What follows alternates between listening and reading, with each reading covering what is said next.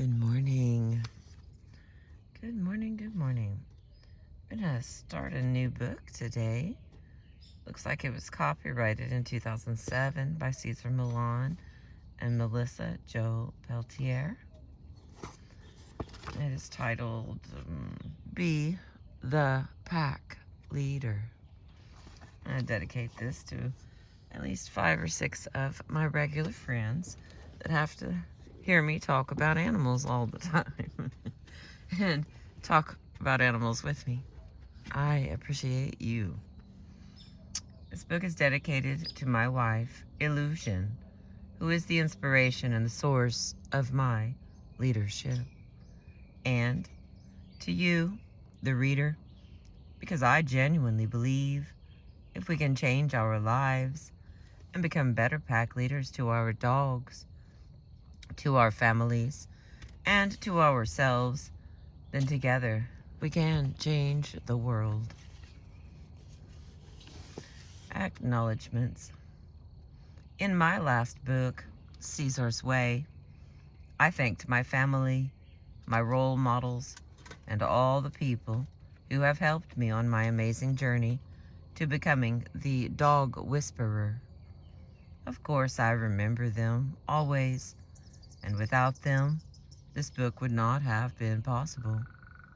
For Be the Pack Leader, however, I want to acknowledge all women and the special power that all women hold, even though they may not realize it yet. I worry about the fact that my kids are growing up in a very unstable world, a world that is going to require some incredible pack leaders if it is going to be made right again. I believe that women hold the key to helping put our world back into balance. But they can't do that until men truly acknowledge and honor the unique wisdom and the leadership women have to offer. And until women can embrace the pack leaders within themselves. More than most men, many women seem to instinctively know that leadership doesn't mean negative energy. It doesn't mean pitting one person against another, one country against another, one religion against another. I also believe that women are more likely than men to act for the good of the pack. And like dogs, we humans need to remember that without the pack, we are nothing. I have seen more compassion from women in my life than I have seen from men. Women have taught me true, calm, assertive leadership. And because of them, I have become a better, more balanced leader in all areas of my life, not just with dogs. Dogs are all about the pack. They are guided by an instinctual way of being that we humans can have access to if we simply say, I am here to live every moment to the fullest, to fulfill my own life, and to help fulfill everybody else around me. I owe a huge debt of gratitude to dogs for the values they have taught me, such as honesty, integrity, consistency, and loyalty. These are the qualities that make a true pack leader. In addition, my co-author and I wish to thank Scott Miller, our literary agent at Trident Media. You are the epitome of class. At Random House, Shay Our Julia Pastori, Kira Stevens, and Tara Gilbert. We're so blessed to be working with you again. Lauren Ong, John Ford, Michael Cascio, Char Serwa, and Mike Beller at the National Geographic Channel. We are proud to be starting our 4th season on the network. And once again, Nat Geo's crack publicity department under Russell Howard has outdone themselves, especially Chris Albert, who's been with us through all the ups and downs, yet always manages to keep smiling. At MPH, thanks to Bonnie Peterson, George Gomez, Nicholas Ellingsworth, Todd Carney, and Christine Lockman for your help in compiling all the photos and graphics, and to Heather Mitchell for fact-checking and research. Special gratitude to Alice Clearman, PhD, and Charles Reinemer, VDM, for your invaluable expertise and input, and to Tom Rubin for your legal assistance. Clint Rowe, it was an honor to work with you and Will Shire, and we are very grateful for your wisdom and insight. Thanks also to producers Kay Sumner and Sheila Emery, and to Sue Ann Finkley, who is the Dog Whisperer show. And of course, endless praise for the hard-working Dog Whisperer staff, crew, and editors. Okay, Melissa Jo Peltier wishes to thank Jim Milio and Mark Hoffnell. It's been a long, hard road, yet here we still are. Yes, you guys truly are the 2 best partners in the known universe. As always, gratitude for my dad, Ed Peltier, and thanks to my incredible circle of supportive friends in Manhattan and Nyack, especially Tamara, Gail, Everett, and most important, Victoria. My beautiful stepdaughter, Caitlin Gray, never fails to make me smile, even when I'm stressed. And to my amazing husband, John Gray, thank you for being both my safe harbor in every storm, as well as my forever partner in our movable feast. Last but not least, Illusion Milan. I am so grateful for your generosity of spirit, and Cesar, bless you for changing my life and helping me to become a much more calm, assertive, stable, and balanced pack leader to the animals and the humans in my life. That was the acknowledgements. Let's see. Here's our introduction. Let's see how much I can fit in here. Okay, well, I can feel you're staring at me. Like burning a hole through the side of my head, staring at me, little dog. Oh, I did not turn the radio off. Alright, introduction.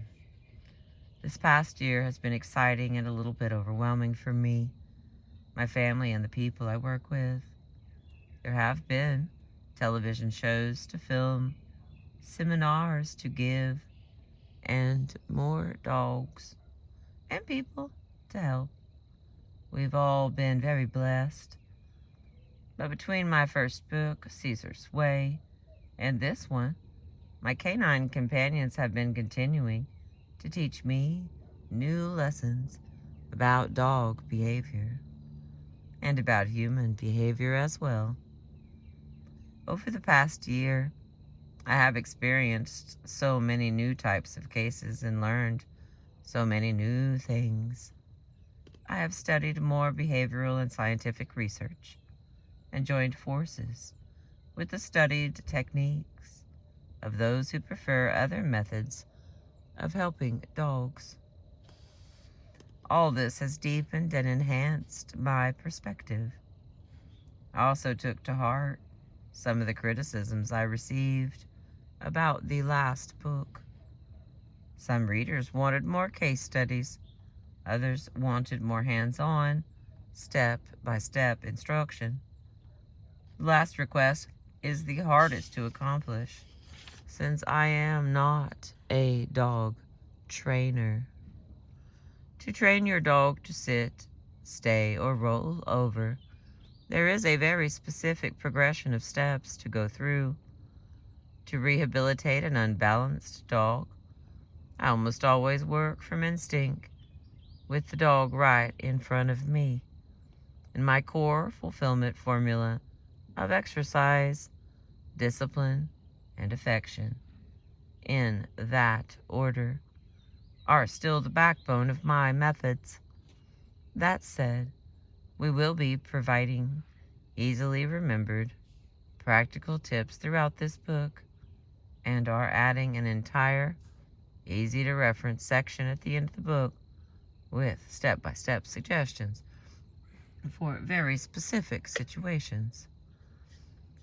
We will also be including some amazing true success stories throughout the text, many of which I didn't have access to until my show became more popular. We received literally thousands of letters each month, and the stories are truly amazing, reminding me to give thanks that our work is now accessible to so many more people. These letters were what inspired the promise of this book's subtitle, that you'll be able to use Caesar's Way to transform your dog and your life. In fact, many people who began using the power of calm, assertive energy to help have better relationships with their dogs are reporting that their human relationships with their kids, their bosses, and their spouses are becoming more manageable as well.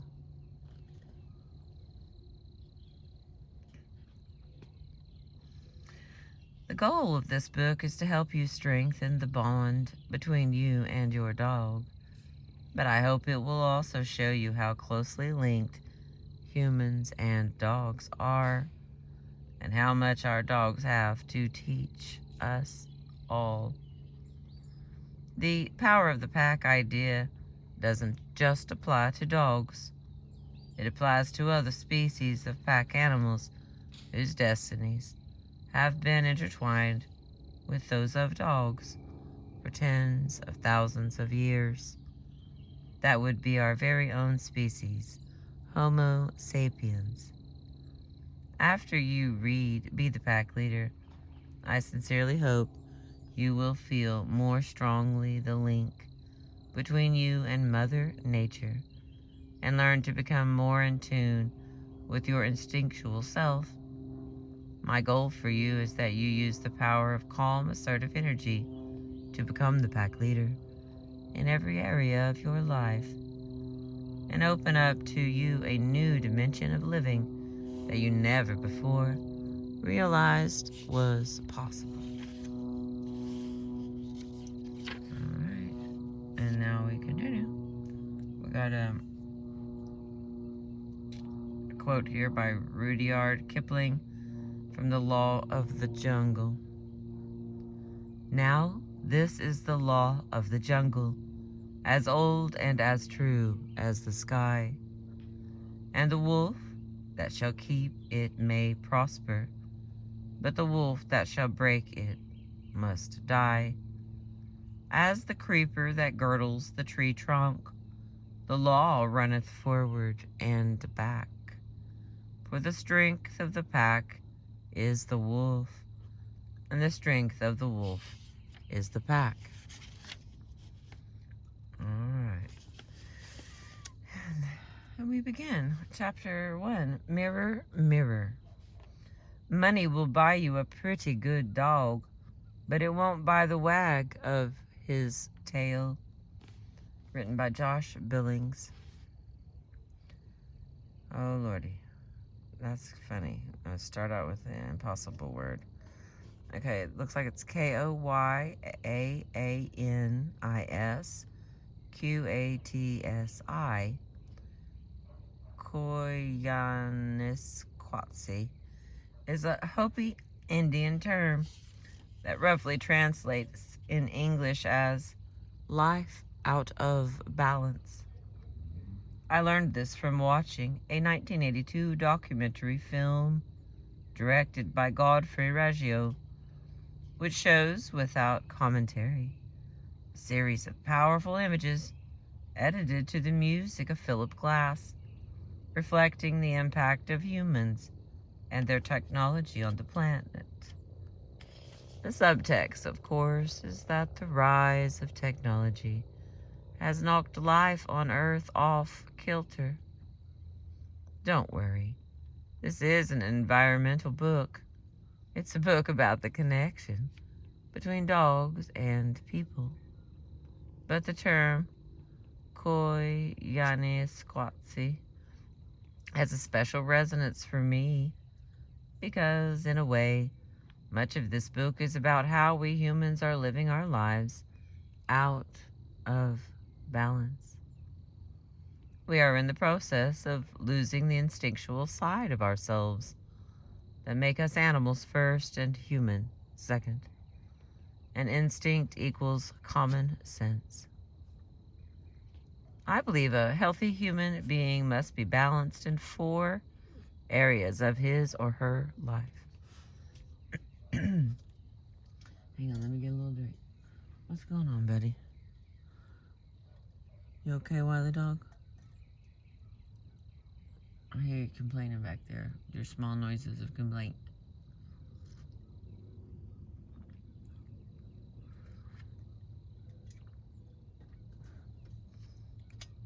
Okay, and we continue.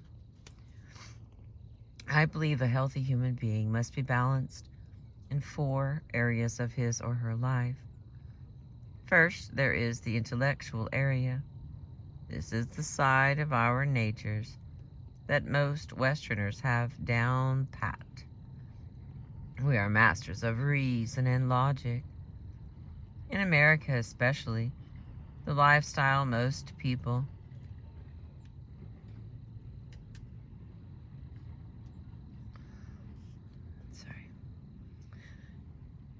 In America especially, the lifestyle most people lead here is very intellectual one.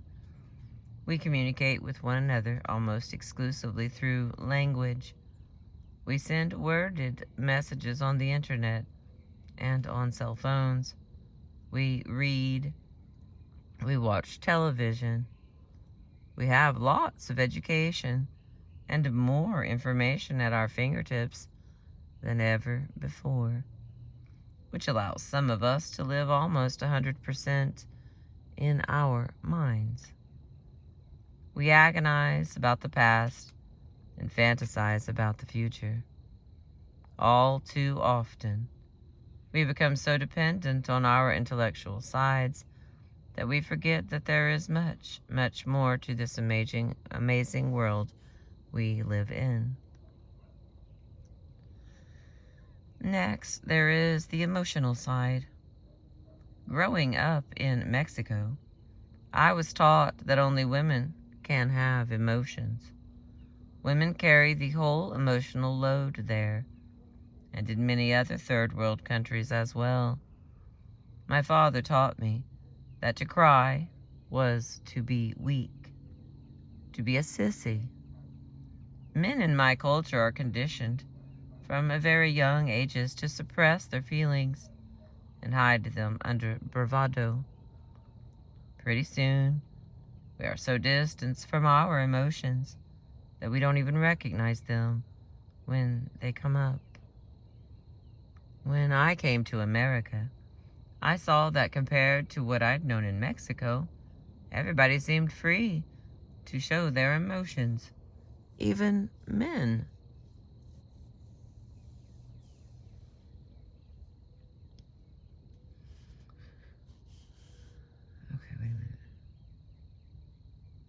I saw Dr. Phil telling men that it was okay to cry and asking them to talk about what they were feeling. What? I wondered. How do they even know what they're feeling? That's how messed up I was in terms of emotions. Once I married my wife, I had to get with the program and learn to communicate, learn to use my emotional side. Until I was able to access my emotions, I couldn't really become balanced. I believe that countries like Mexico can never be healthy societies until they learn the importance of emotions and to value women and children, which is where most of the world's emotional power currently lies. Another part of being human is our spiritual side. Of course, many of us fulfill our spiritual needs by going to a church, synagogue, mosque, or temple, or engaging in other forms of meditation or reverence. This is often a peaceful respite where we can get in tune with a deeper part of ourselves than the mundane part that gets up, reads the newspaper, and goes to work every morning. But spiritual fulfillment doesn't have to mean belief in a religion or disbelief in science. In the words of the late Carl Sagan, science is not only compatible with spirituality, it is a profound source of spirituality. Spirituality takes many forms, but one thing is known. It is a deeply ingrained part of being human that has existed since early civilization. Whether one believes in an unseen, all-knowing force, or the wonder of science and the universe, or simply the beauty of the human spirit, nearly every one of us feels an inner longing to feel part of something bigger than ourselves. Finally, there is the instinctual side of our human nature. To be instinctual means to be clear-headed, open, and aware of the signals we are getting from other people, animals, and our environment all the time. It means understanding our connection to our natural selves and the natural world, and acknowledging our interdependence with that world. I spent much of my childhood in a third world, rural environment where we had to be in tune with Mother Nature for our very survival. When my family moved to the city, I began to feel a barrier come up between my instinctual self and the civilized life that I was now supposed to live. Once I moved to urban Southern California, I observed yet another layer of intellectual, rational living that separated people even further from their instinctual side. Humans will follow intellectual leaders. They will also follow spiritual leaders, and they will follow emotional leaders. Humans are the only species on Earth that will follow a totally unbalanced, unstable leader. Animals, however, though I believe they possess an emotional and spiritual side, will only follow instinctual leaders. I believe it is our loss of connection with our instinctual side that prevents us from being effective pack leaders for our dogs. Perhaps it is also why we also seem to be failing at being positive guardians of our planet. Without being in touch with our instinctual side, we are dangerously unbalanced. Most of us probably aren't aware of it, but believe me, our dogs know it. We absolutely cannot fool them. And in all the unstable behaviors that my clients call me in to fix, they are unknowingly sounding the alarm for us to get back to our instinctual side and realize balance.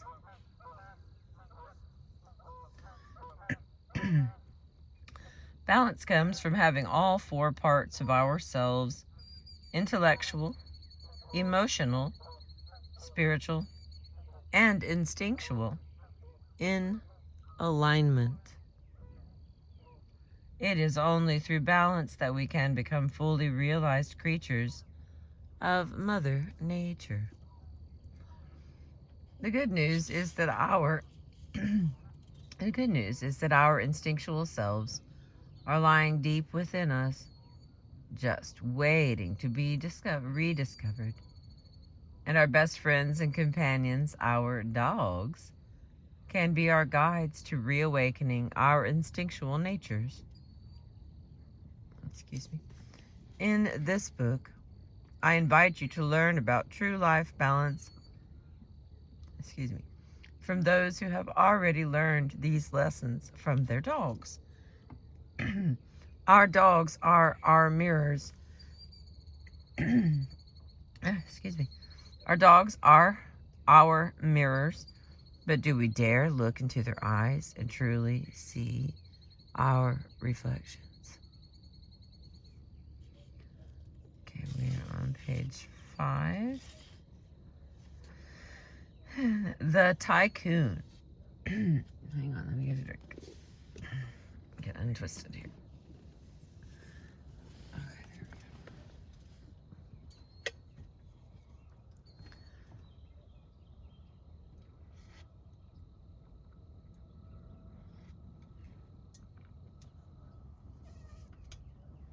go. Today is an espresso day from my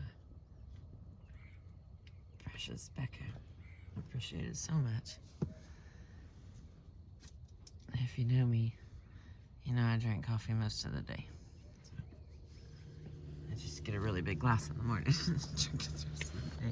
I got a wonderful cup, a Yeti cup from my son, so it all stays hot for hours. Alrighty, back to the book here. I have not read this book, so I'm excited to see what he has to say. Thanks for letting me share my books with you. I appreciate you. The Tycoon. I was in New York City with my wife and kids to attend the 5th anniversary party for the National Geographic Channel when I got a call from a former client. She had referred me to a friend of hers, a tycoon, and a very powerful man's. Names and details of this case have been changed. Okay. He wanted to see me right away because, in his words, my dogs are about to kill each other. When I heard the amount of money he wanted to pay me, I honestly nearly fainted. Though, of course, the money was very tempting. That wasn't the only reason I went. I was, by now, insanely curious. What would make such a rich and powerful figure want to throw away that kind of money to a dog behavior expert he doesn't know, just to help 2 dogs? And how could a man who obviously was a super successful pack leader in his own life have let his dogs get so far out of control? When I arrived at the Tycoon's penthouse apartment, I was stunned by the high ceilings, marble floors, and dazzling, priceless artwork everywhere. I'd never seen a place like that before in my life, but instantly, my instinctual side began to pick up on an unbalanced energy.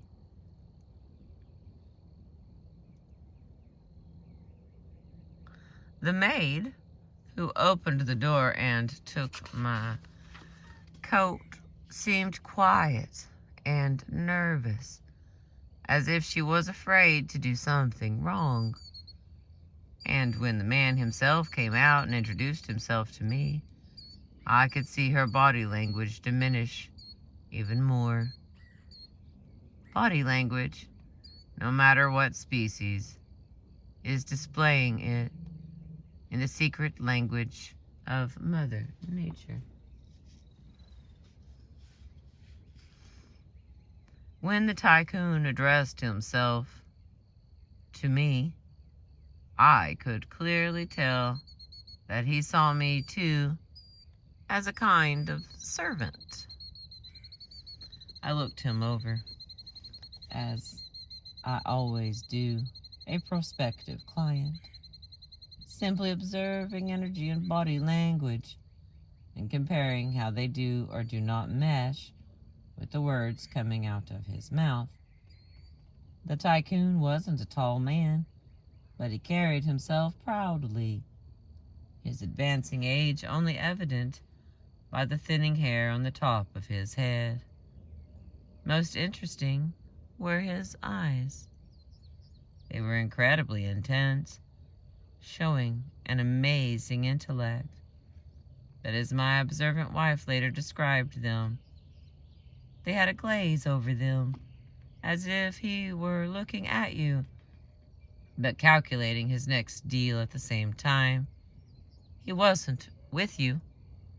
He was trying to figure out if he could make you into an asset. Whenever I'm in a situation such as this one, I remind myself that I'm there for the dogs, not the powerful client. I also remember that the dogs do not recognize wealth and artwork and what we call power in the human world. They only seek out balance.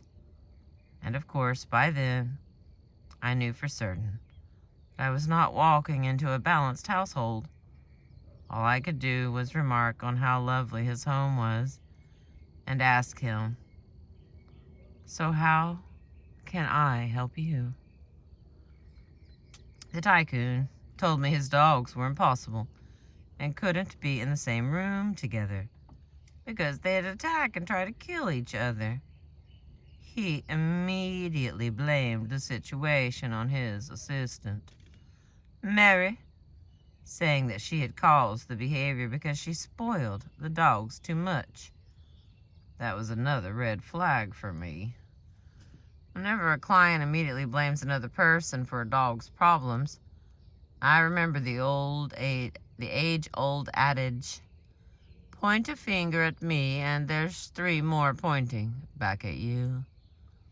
It's a sign that a person isn't grounded and isn't looking to take responsibility for his or her own actions. But of course, I had to meet the dogs for myself.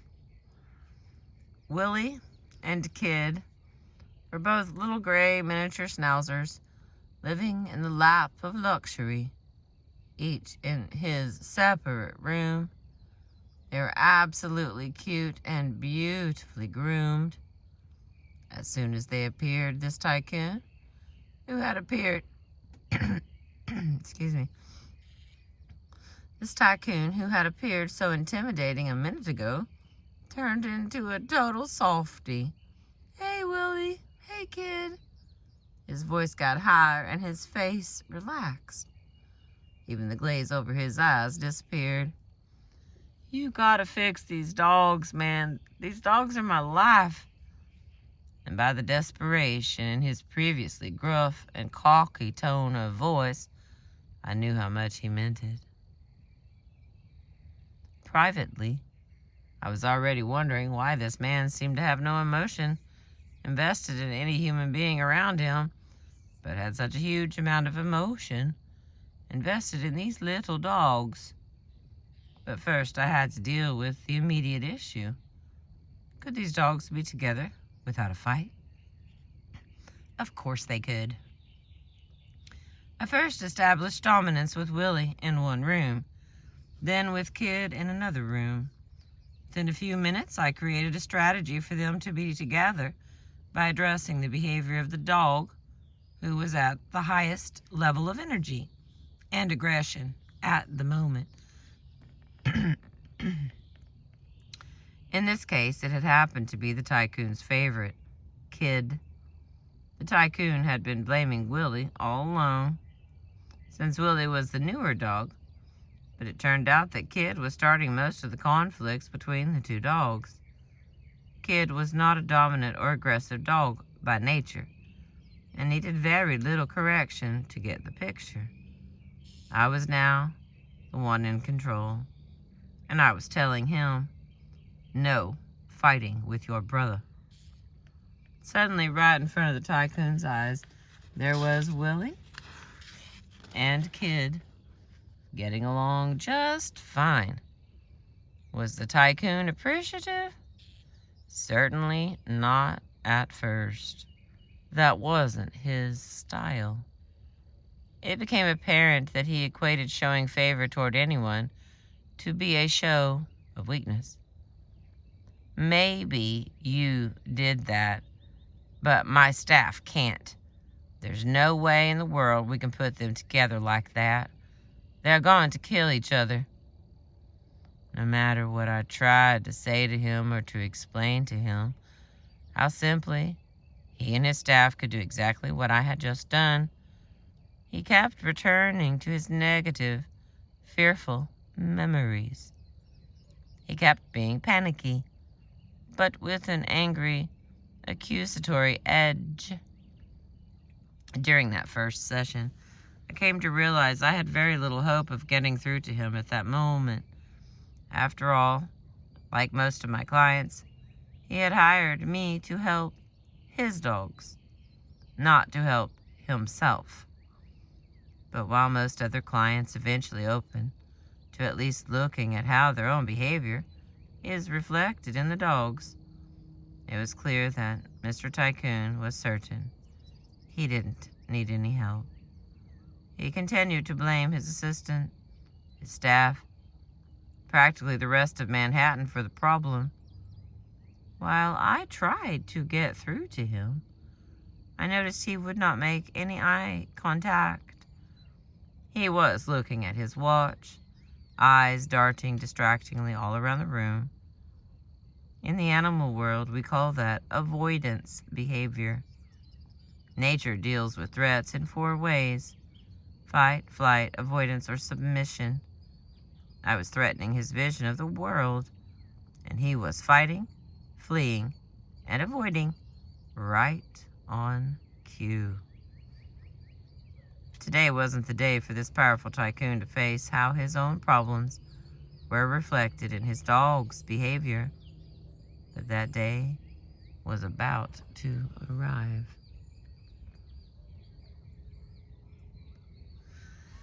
Alright, let's see how much further we can get.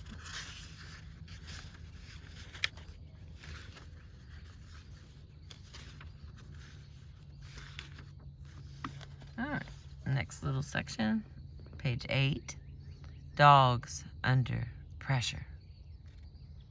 Like Willie and Kid, many of America's dogs are living under the pressure of too high expectations from their human owners.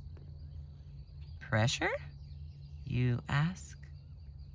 I treat my dogs better than my kids.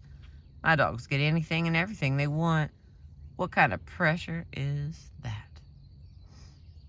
I've got news for you.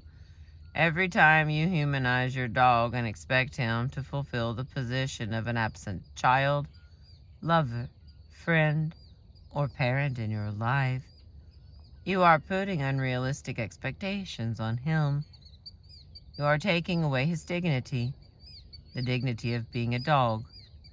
And a dog is part of Mother Nature, which means he is naturally wired to expect order in his life.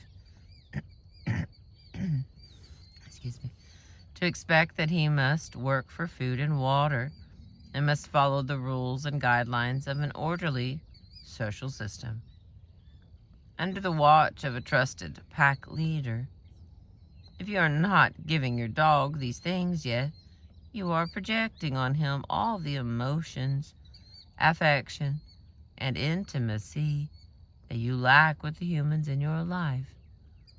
Then you are being very unfair to your dog, and you may well be the cause of his or her bad behavior. What evidence do I have that we in Western society particularly in America, are pressuring our dogs to fill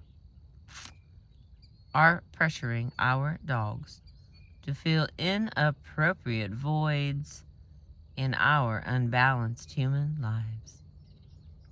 First of all, I have my clients. In the following pages, you will read about some case studies from both my private work and my television series that dramatically illustrate how the owner's various psychological needs are being unfairly projected onto their dogs. But there is other evidence, too. Take, for example, this survey of 1,019 pet owners conducted by the American Animal Hospital Association in 2004. The study asks this question: you're stranded on a desert island. Which would you rather have for companionship? A human or an animal? Think about it for a minute. These respondents could choose whomever they wanted to share the island with, like Angelina Jolie, Brad Pitt, Jennifer Lopez, Antonio Banderas. As devoted as I am to my dog psychology center, PAC, I would choose my wife, Illusion, hands down. But who did the survey respondents pick? 50% of them picked their dog or cat. The survey also showed that 80% of the pet owners listed companionship as their primary reason for owning a pet, as opposed to a playmate for a child, protection, breeding for profit, or other reasons. 72% of pet owners cited affection as their pet's most appealing trait. 79% routinely gave their pets holiday and or birthday gifts.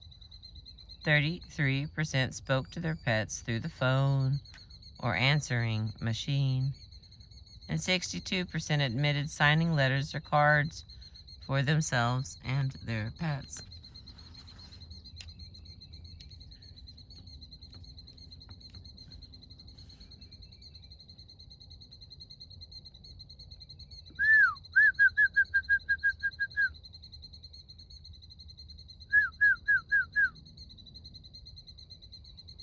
Someone is very upset. Alright, let's try to get through this here. Here is another fascinating statistic. In 2006, a study by geriatric studies researchers at St. Louis University School of Medicine found that senior citizens in nursing homes felt much less lonely after spending time alone with a dog than they did when they visited with a dog and other people. The upside is that the animals relieved their loneliness, and animals do have that power. I'll talk about that later in the book, but the downside is they identified more with the animal than with the other members of their own species.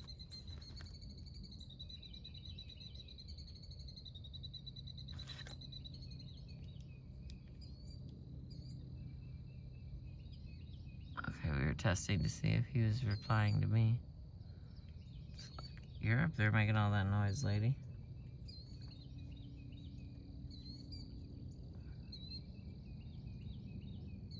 I did get here early, so I may or may not have woken up. Okay, let me see how much further this chapter goes. Let's see if I can.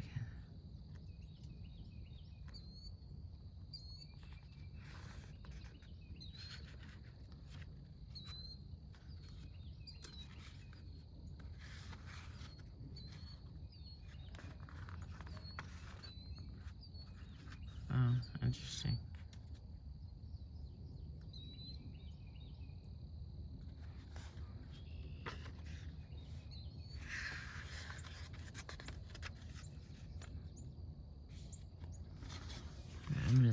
stop this video here and try to go get another spot that's out of the sun and continue reading. But if not, I'll be back tomorrow or this evening to the sun. I appreciate you. Thanks for letting me read to you.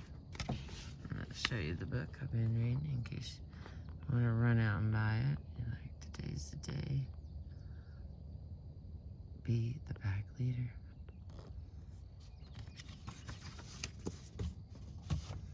Have a beautiful day. I appreciate you.